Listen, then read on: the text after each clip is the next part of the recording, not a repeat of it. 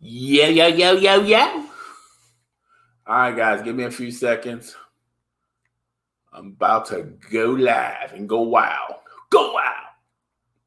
Go live and go wild. Give me a few seconds. So I'm going to go back here. Here we go. Here we go. Here we go again. Here we go again. All right, give me a few seconds, guys. Give me a few seconds.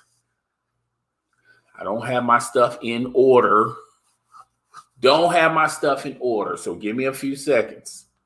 Oh, be sure to check out my video. I uploaded it this morning. Really do appreciate it if you guys do that.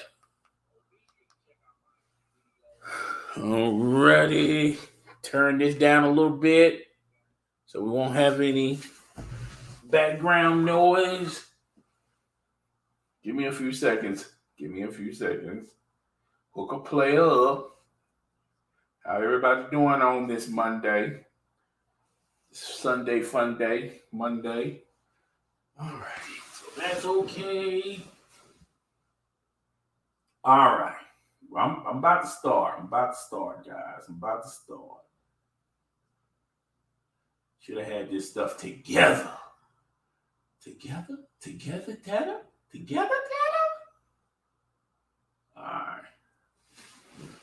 All right. Okay. All right. Let me make sure y'all can hear me.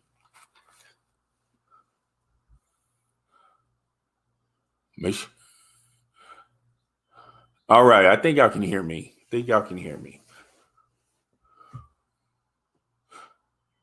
All right. Let me see if this. Yes. Y'all can hear me. Yes. All right. Let's start the intro to this live stream. Microphone check 1 2. What is this? All right. So.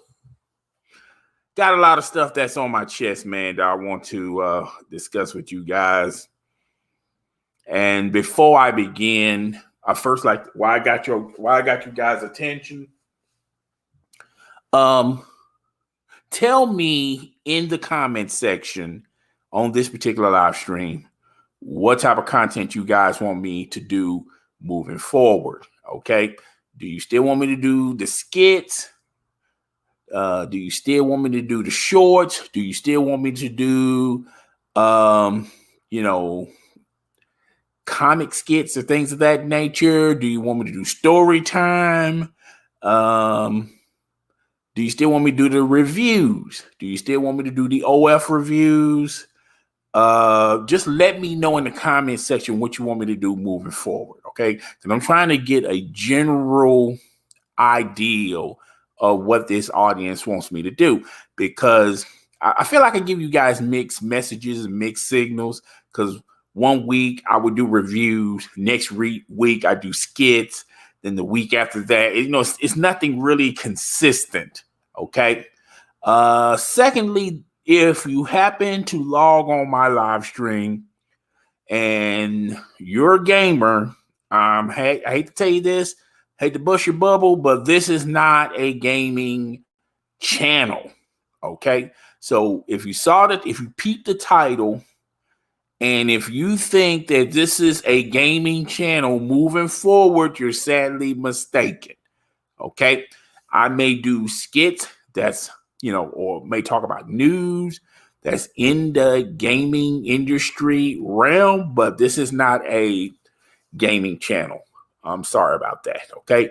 While y'all here, could y'all please hit the like button? Could you also share this content with your friends, family, and followers, okay? I'm going to have a link to all of my social media applications in the description when I'm done with this live stream. And if you watch this on the rerun, just check it out from start to finish.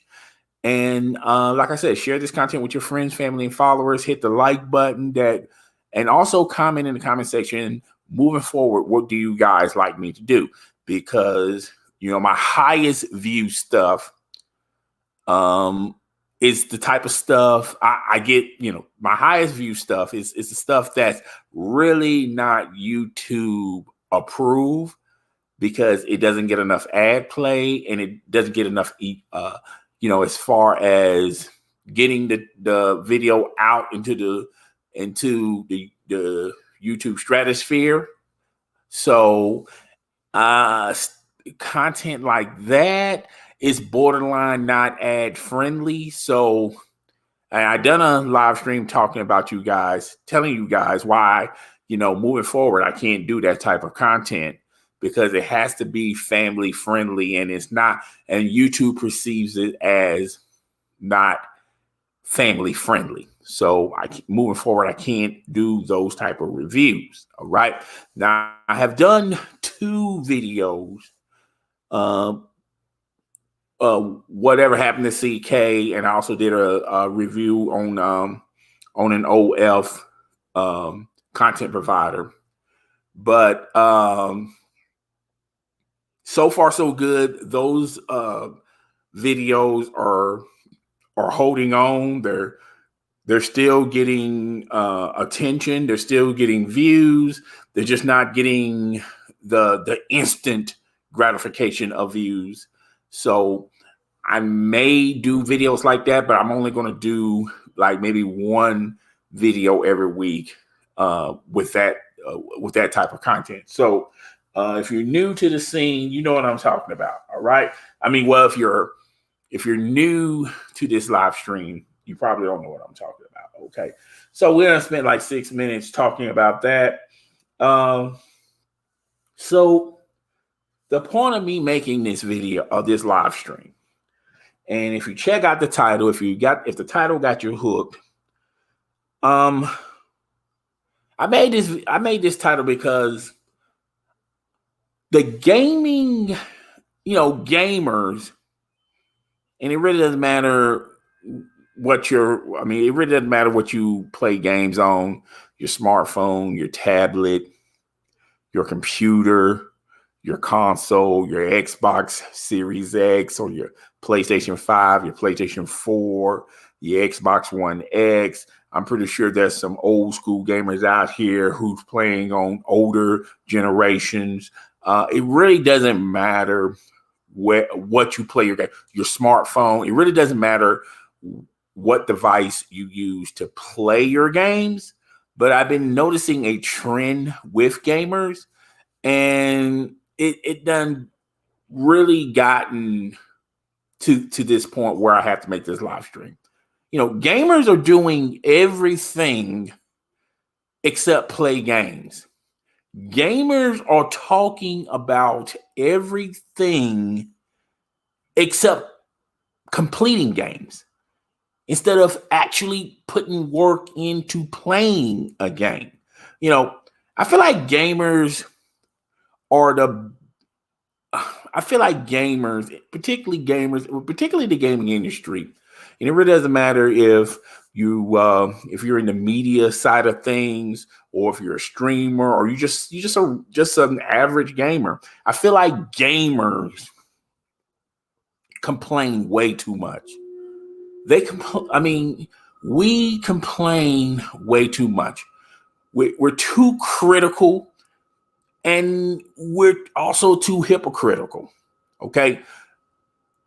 Things that gaming in the gaming industry, everybody's doing everything in the gaming industry except actually play games. There's a game that's out on the PlayStation 5 called, I believe it's Returnal. It's getting mixed reviews. A lot of people like the game, but the game does have a lot of bugs and glitches. And the way how they designed the game, the designer of the game, he wanted to. It's not a lot of save progress through the progression of the game, and that rubbed gamers the wrong way. And the game itself, it's got glitches. A lot of people saying that it was glitching a lot when it premiered last week. And some people feel like it was a day one glitch. A lot of people are still experiencing these glitches as of today. But a game like that, you would think gamers would just gravitate to this game. But gamers have been complaining about this game since its introduction last Tuesday. And that's what I've been hearing, a common theme with gamers. Instead of actually playing the game, a lot of gamers have just been complaining about the game. And it's just not this game. Even on the Xbox side of things, with Xbox Game Pass, I'm not a huge component of the Xbox Game Pass, but it's still a service that has thousands upon thousands of games that you can play. Are the majority of these games old from previous generations? Yes. Could there be gems in Game Pass, older games or newer games that you have never experienced or played? Yes, there's a possibility there. But I've seen and I've heard a lot of people complaining about Xbox Game Pass. Gamers. Okay. These are the same gamers that stand in line to get the PlayStation 5 or the Xbox Series X, to upgrade their PCs, to get the latest graphic card. Okay. These get 5 monitors on their desk. Okay. To get the latest headphones. Okay. They talk about all the things that surround gaming, but they don't never talk about gaming. And gaming, and if you've been hearing a common theme with a lot of gamers is there's not a lot of games to utilize these next gen consoles. Let's talk about the console component of gaming. Every generation of gaming, you're going to experience months, maybe a year, where you may have a drought of something actually dropping on that console, that next gen console. And it has happened throughout the generation of gaming. All right. With a select few moments in time. Okay. I feel like the Xbox 360 opening launch for the 360 game, that was a good launch. They had Call of Duty, and then they had the exclusive deal with Call of Duty. They had Grand Theft Auto exclusively for the Xbox 360. That was a plus. They had Perfect Dark. There was a lot of games, and they also imported games that were normally premiering on PC make their way to the 360. Okay. I feel like the Dreamcast had a decent gaming lineup. The PlayStation 2 had an okay lineup. Okay.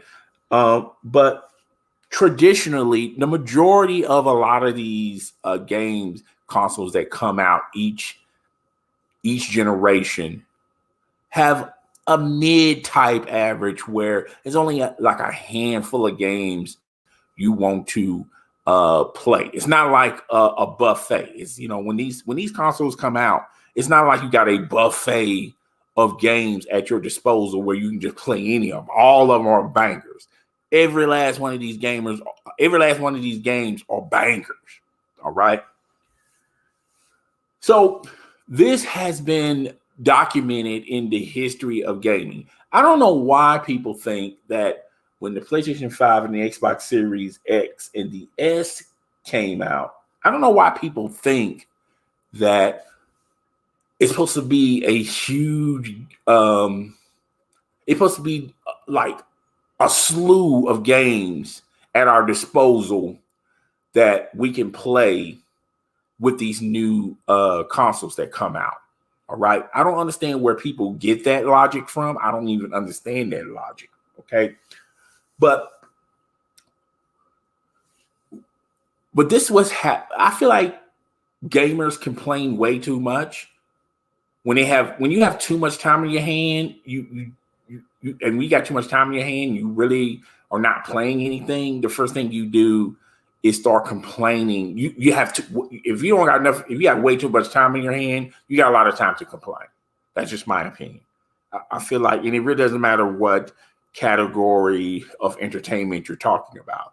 When there's nothing there for you to play or experience, then that time, it could be a benefit, it can be a plus, it could be a gift, and it could be a curse. And with a lot of gamers, it's more of a curse. So let's go into why I actually did this live stream. So when you have droughts in the gaming industry, people fall back to their go-tos.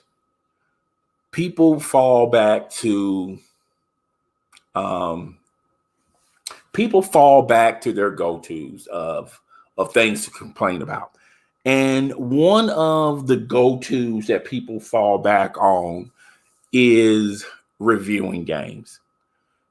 This topic has been over-talked, it's oversaturated, it's overdone since the beginning of gaming. Okay? Reviewing games. What's a correct way of reviewing a game? To me, you don't have to be necessarily good at the game. You don't necessarily have to be the best gamer and you don't have to be the best gamer to review a game. But the thing that people hang up on is completing the game. I do feel like you have to complete the game to give it an honest review. But let me ask you something, folks. When the game journalists get review copies, do you really think that they play the whole game from start to finish? You know, a lot of these games take 6, 12, 14 hours to complete. A lot of these games, even when you play that long, you're still, a lot of these stories are, have subplots in them, have smaller stories in them, like Assassin's Creed. You can beat the main campaign, but there's other parts, there's other layers to that game where you have to experience and complete them too before you can overall give your final verdict to the game. Now, a lot of people say, well, if you beat the main story, you have enough there to review the game. I feel like you have enough there to review the story. I don't necessarily think you have enough there to review the whole game, because there's more layers to this game than just the story. Okay, some of these games have multiplayer. Some of these games have a link, have a ongoing story, and some of these games have other things in the game, such as smaller stories, have revolving characters. Okay, like an RPG. I don't think you can complete an RPG in 6 to 8 hours and try to get your review out before everyone else get their review out when the game when the game premieres Tuesday. The IGNs, a lot of these big gaming news sites, they're gonna try to get it's if you get your review out first, it's first come. Okay, particularly on YouTube, that's whoever comes out with the first review of whatever game premieres, they're going to get the most views. Okay, and therein lies a problem of correctly reviewing a game. Okay, reviewing a game can be sometimes a tricky situation. All right, because you're trying to get your review out before everyone else does. Reviewing a game is not like reviewing a movie or reviewing a television show, okay, or reviewing a car, okay. There are so many layers in reviewing a game, okay, and uh, the fact that there's not a lot of games out there for gamers to play, for PC gamers to play, for people on smartphones to play, brings this subject up each and every day. I mean, each and every time. When there's nothing to play, this is one of the subjects that comes out. When there's a drought in the gaming industry, this is one of the topics that regurgitates itself. Okay, it's like an ugly cold sore. Okay, it always forms on the top of your lip. That never goes away. It may swell. I mean, it may go down, but eventually it shows it rears its ugly head up again. And that's when you have something to do, people don't go into these old revolving topics of reviewing a game. All of a sudden, when you have stuff to play, reviewing a game is not at the top of your list. Okay. Another thing that's a regurgitating thing that people always talk about is who has the better console. PC versus console versus smartphones. You always have these versus battles. Okay.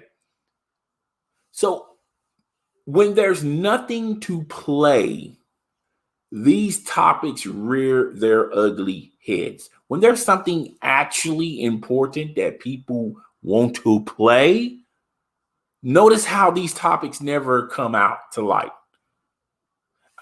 I feel like this. Look, to me, here's my opinion on reviewing a game. You should never, ever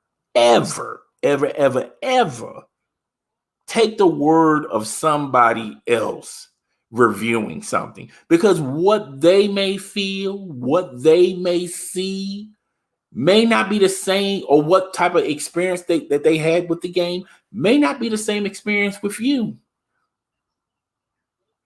Things that they hate about the game, you may love about the game. Things that they love about the game, you may hate the game. It's like a piece of art, like a sculpture at an art museum.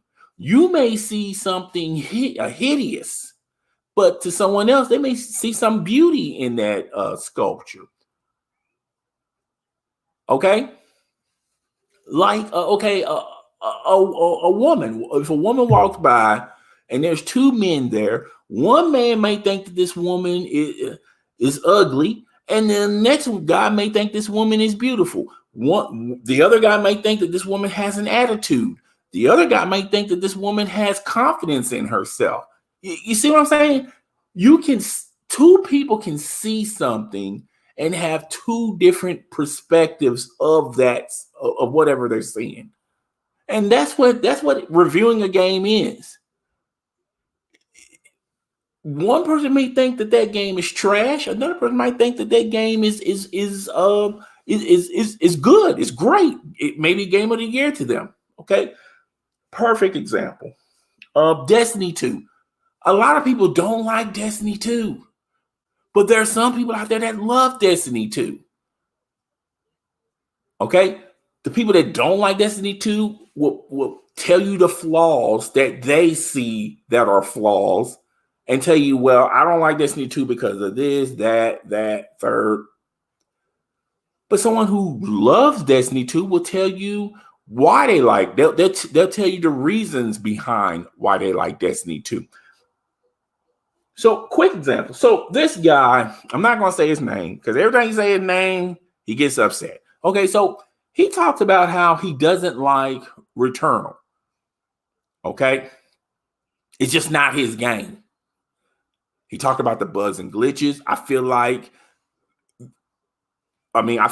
those are great points because of the bugs and glitches, but his reasoning behind why he dropped the game is not logical to me. It doesn't make a lot of sense to me because you didn't really spend a lot of time with the game to come up with that opinion. I feel like overall, reviewing games is an emotional type of thing. It's not something that you can visually look at and say, okay, here's what I see from the game. Here's what I like. Here's what I don't like. It's not like something you can experience, which it should be. It's more of emotion. Do you like it or you don't like it? Would you play this game or would you drop this game? I feel like reviewing a game is a personal decision, is a personal investment. Okay. It may be that investment may be good to you, but it may not be good for anybody else. That's why I do not listen to reviews. I feel like you can use reviews as a guide, as a tool on whether or not you want to purchase this game or not. You can use it as a guide, you can use it as a tool. But until you get enough information, until you process it and see, well, first of all, is it your type of genre? A lot of this is your type. Is it your genre or not? If it's not your genre, 9 times out of 10, you're probably not going to like the game. Okay. Reviewing a game is a personal investment. It's personal. It's not you. I feel like you can't review something if you don't have some type of emotional investment behind it. Okay. A lot of people say, well, reviewing the game is like a car. No, it ain't. Think about it. Reviewing a game is like reviewing a car. No, it ain't. How can you sit up there and say reviewing a game is like reviewing a car? A car is a practical item that you definitely need, particularly in the world we live in. I mean, to get you back and forth to work, to get you back and forth from school, or wherever you're getting back and forth to. It can be used to get goods like groceries, going to the mall or retail store. It can also be used as a trophy. If it's a sporty type of car, it's a luxury type car. A lot of people use cars to define themselves. All right, to show that, hey, I'm important because I have this XYZ type of car. It changes your status in your lifestyle. You know, maybe women will gravitate to your car, okay, or whatever gender you're attractive to may be attracted to you because you have that car. Okay, a game serves no purpose to any of the things I just listed. It doesn't. It really doesn't.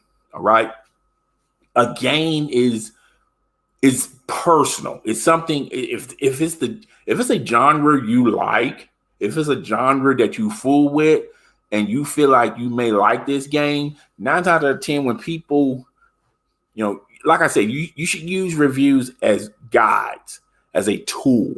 Okay, and when you get enough information on the game, I feel like a lot of people make their decisions there.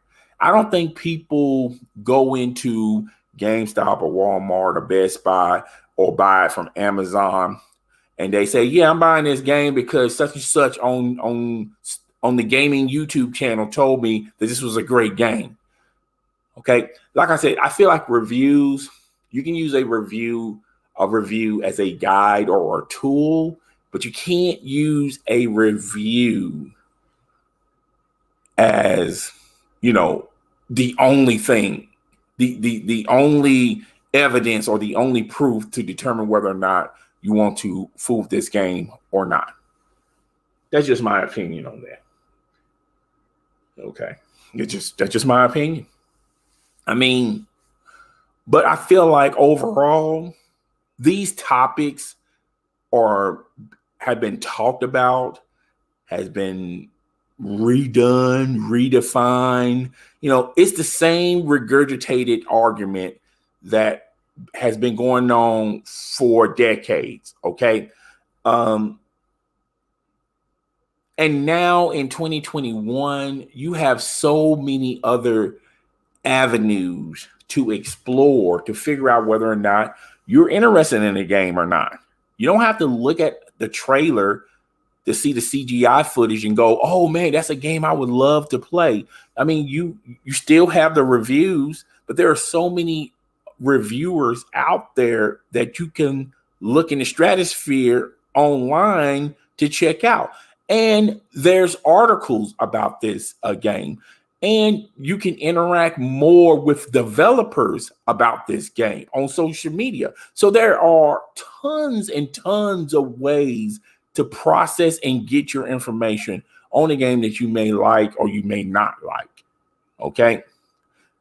You shouldn't base your buying a game strictly on reviews. I feel like reviews are 1990. Do anybody still watch reviewers in 2021? I just don't think a lot of people put a lot of stock in a lot of these reviewers. Angry Joe, who reviews television shows, movies, but his claim to fame was reviewing games. But people would go to his channel not to see if a game's good enough. They just go there for the entertainment. He'll do a skit around the game. If the game sucks, he'll make fun about it. If the game good, he'll still make fun with the game. Okay, the game is just the centerpiece to the skits. People go to see the skits. They don't care about if the game good or not. Okay, I feel like that's like so 2000 and that's 1990. 1990. I'm gonna do. Hold up, folks.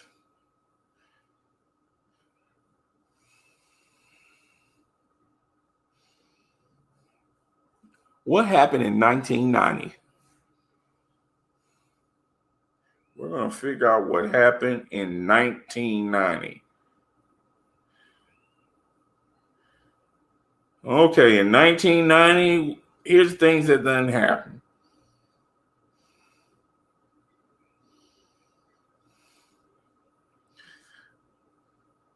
$1990. Hold up, y'all.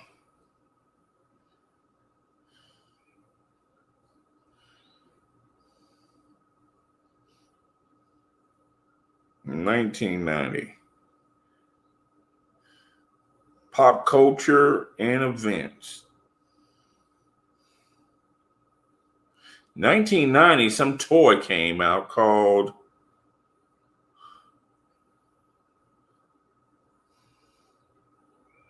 The Cost of Living in 1990.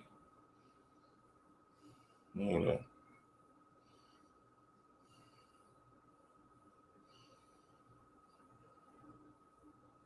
I know Dr. Dre and Death Row and all that stuff came out in 1990. Music-wise, I know Aaliyah and all them came out. And people still was reviewing games in 1990. I feel like 1990 is where reviewing a game was the ish. Everybody was reviewing games in 1990. Okay, but we're in 2021. Nobody cares about there's so many ways to get information where, you know, you don't have to wait for your favorite content provider to upload a video about said game that you may or may not be interested in. I mean, there's so many ways to get this information, to interact with the people who develop the game. For people, you know, a lot of these games have sponsors. They have streamers that stream a new game. Okay. So there's so many ways to determine whether or not you want a game besides watching a review on the game. Okay. And like I said earlier, I feel like when people review games, it's a personal decision. They're personally invested into the game. And just because they love the game, you may hate the game. And people can look at a game. You can have two different people from two different parts of the world look at the same game trailer, and they'll have two different experiences. One may love the game, the other one may hate the game. The one who loved the game will tell you what he liked about the game. The one who hates the game will tell you what they hate about the game. Okay? So I feel like it's a personal, I think it's personal. Your emotions are tied to whether or not you like this game or not. And just because you're turned off to the game doesn't necessarily mean someone else is going to be turned off to the game too. So that's just my opinion on it. I'm going to stay up for a couple of more minutes. I'm going to keep it a solid hour. Man, I was going to do this on my other channel, you know, just my opinion. If you want to go check out that channel, go right ahead, hit the subscription button, the notification bell, so you'll know when my next video drops on that particular channel. And this topic is about the Lakers. Okay. LeBron James tweeted that when he gets back on the court, the storm is going to be brewing. Okay. Setting up for his comeback to the Lakers. His first game was with Sacramento Kings, and the Kings beat the Lakers with LeBron, with AD, and with Drummond, as well as the other characters that they have with the Lakers. Then they played, man, I forgot the other team that they played last night. Shoot, it's going to come to me the more I keep talking about it, it'll come to me. They lost to them as well. And the Lakers are looking bad out here. They're looking bad. Dennis Scrotum is going to be out for like 10 games because of COVID protocols. Apparently, he must not. I mean, he probably was around a bunch of people that were not tested, or he probably was around a bunch of people that may have it. So for protocol safe, where they don't spread it back into the NBA, they put them in these, he's on protocol. I remember Kevin Durant was in a similar situation like that. And he was out with the Brooklyn Nets. He couldn't play because they had him isolated from the team. So they're doing the same thing with Dennis Scrotum. On top of that, Dennis Scrotum, there's a possibility.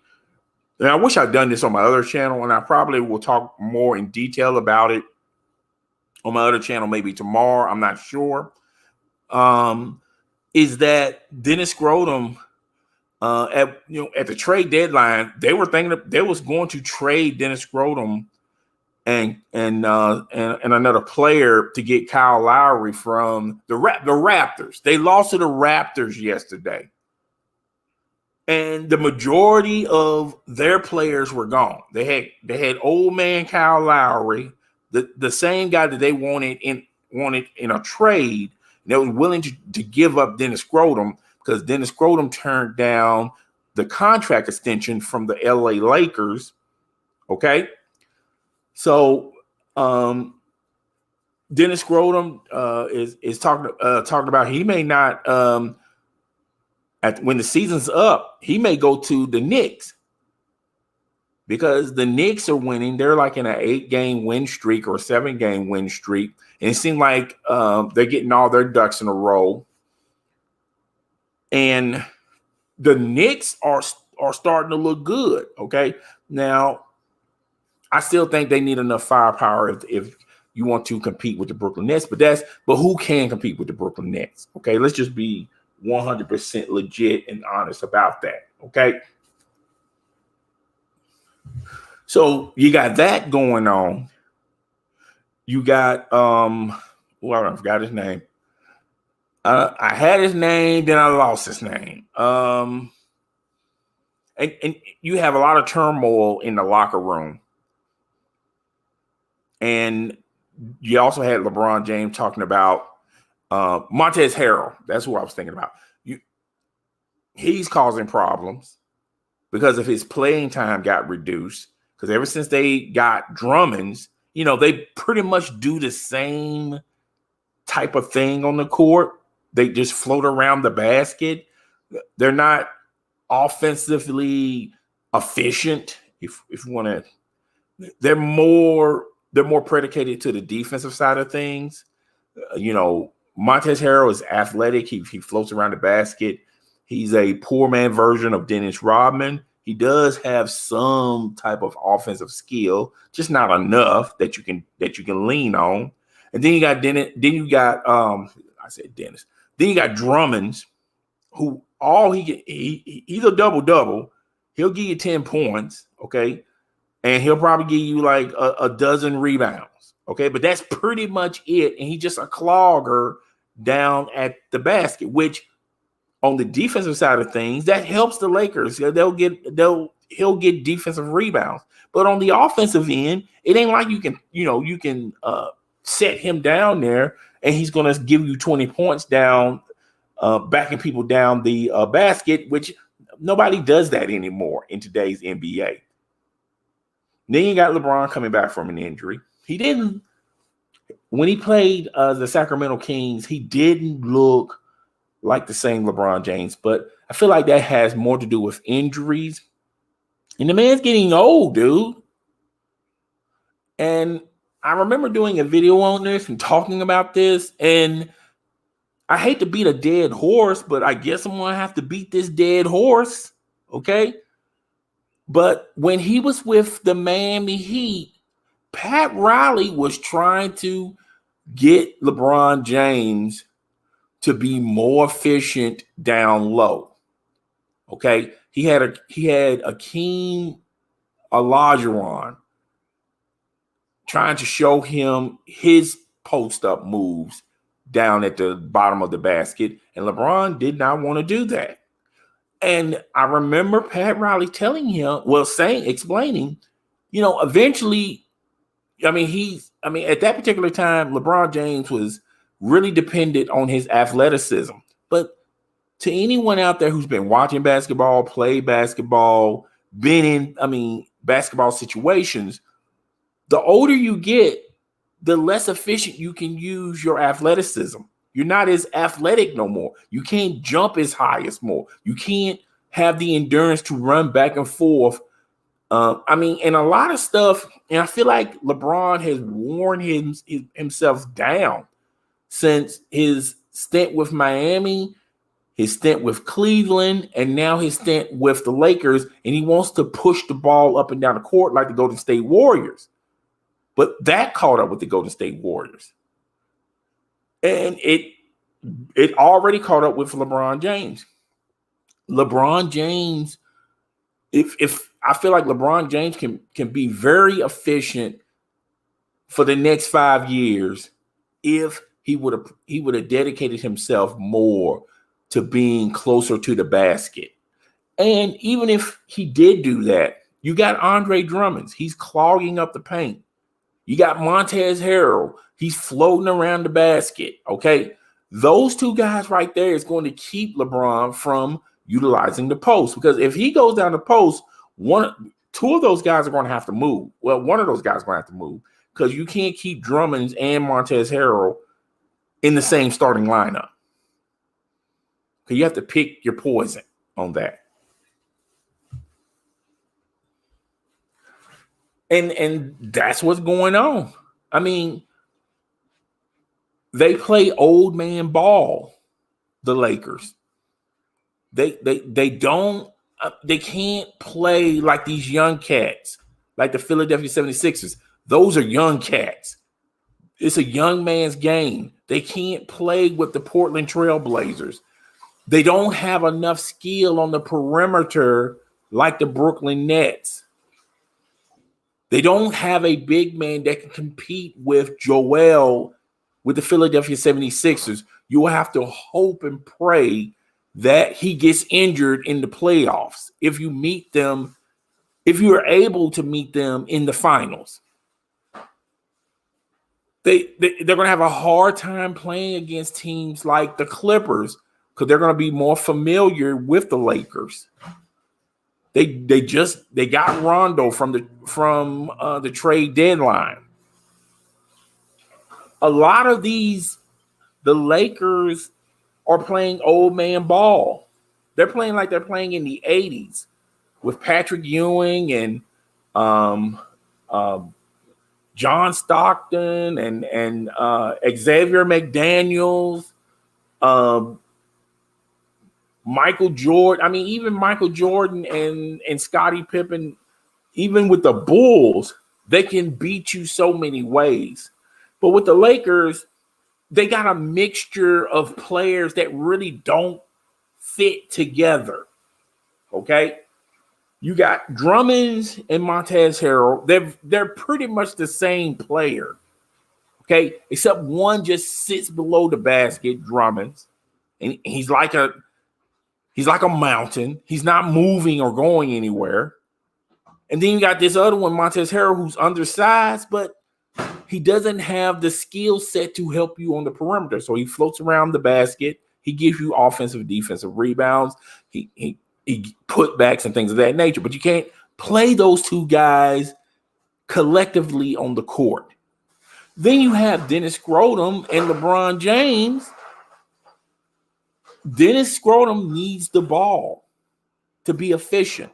LeBron James needs the ball to be efficient. And then you got Anthony Davis, who's a big man that wants to play the perimeter like he's Dirk Nowitzki. So, I mean, I don't know what the Lakers are going to do. Right now, they're in position if they're in the play-in tournament, but they're remaining 7 games. They got Portland, the Clippers, they got the Nuggets, they got the Knicks. I can see them easily losing 3 of those games. I can easily see them losing all 4 of those games. Okay, and they're in the play-in tournament. Are they still going to be in the play-in tournament if out of their 7 games they lose 5 of them? I don't know. I have to wait and see. Okay. So I got a few more minutes and then I'm up out of here. I'm 88 out the gate. Just to let you know, I'm going to be doing this more on Saturday mornings. It'll be a longer stream, just to let you guys know. I'm going to have some topics available and I'll do it early Saturday morning. I really do appreciate the people that came today. I really do appreciate that. On your way out, can you please hit the like button? And also, like I said earlier in the stream, tell me, guys, what you actually want me to do as far as content wise. Right now, my strategy is I'm going to do a skit and it'll premiere on Monday. I got another new skit that's going to premiere tomorrow, early in the morning. I may not put out anything Wednesday, and I may do a review that premieres on Thursday, and I may skip Friday, and I'll do the live stream Saturday. I feel like that's a good schedule. Okay, gives me a lot of time to work on stuff. I'm gonna be doing some skits too. I got some equipment, so the ideas I have, those skits, it's going to take me a little bit longer to do those skits. But if you have any other, like I said, if you watch this live stream live or if you watch it on the re-air, tell me, guys, what you want me to do in the comment section. I'll put some thought in it. But generally, I'm going to come out with content on Monday, Tuesday, Thursday, and probably do a live stream on Saturday. And that's enough content there. I also got my other YouTube channel. I'm going to post some videos tomorrow. Yeah, I'm going to do that tomorrow. Let me see. Got like 10 more minutes. Damn. 10 more damn minutes. If anybody got anything to say, you can go ahead and comment right now. And I can answer your question for like a good solid 10 minutes. Got 10 minutes of me. Let me see. Gaming news. I'm happy that PlayStation finally got Among Us on the PlayStation 4 and the PlayStation 5. I've been really wanting to play this game, and the only way you can play this game on PC or on your smartphone. I tried it on my smartphone, didn't enjoy it on the smartphone or the Nintendo Switch or the Xbox. I had an Xbox. I still have an Xbox, but I gave my Xbox to my son because his Xbox, something happened to his Xbox, so now he's using my Xbox. And you know, to be real and be 100% legit about it, I wasn't really heavy into Xbox. So yeah, I just gave it to him. It was just sitting here collecting dust. So yeah, I can't wait till Among Us finally comes to the PlayStation. I don't know when it's coming, but it's definitely coming.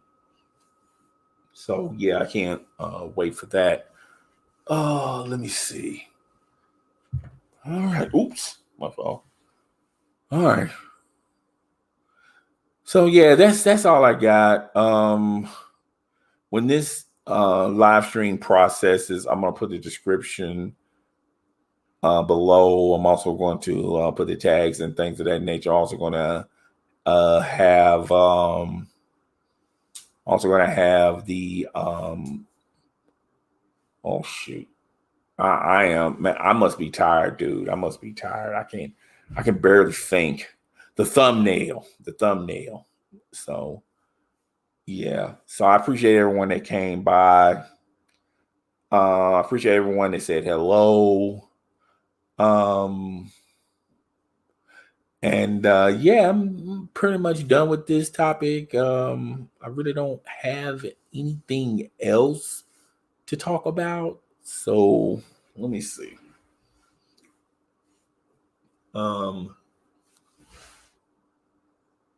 Yeah, we're just gonna just end it right here. All right. So I will holler at you guys later.